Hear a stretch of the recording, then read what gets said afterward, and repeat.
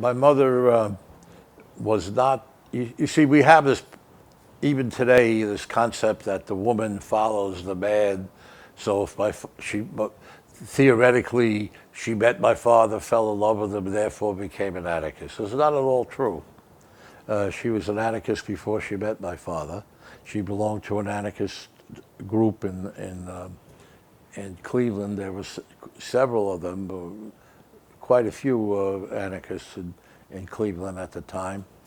And she was a member of a discussion group, so she met my father.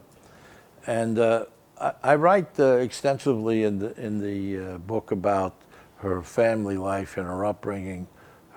My grandfather, whom I never met, he died before I was born. And I think that she just grew up with a deep sense of compassion and justice.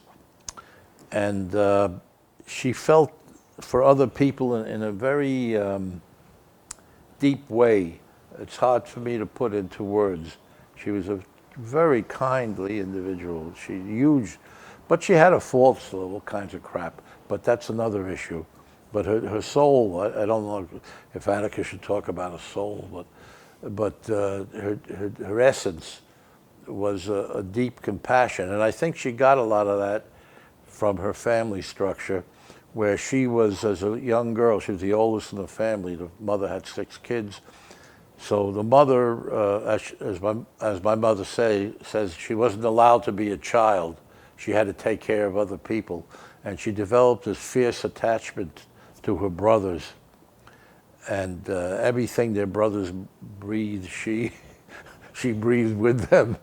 And there was a pivotal incident that I write about where my grandfather, who was in most respects a decent guy, very decent, he lost his temper and he beat his son with a strap in front of the whole family. And I had a traumatic experience for my mother, traumatic. And I think that she had some kind of inner revolt against authority that stayed with her whole life. She would not countenance authority.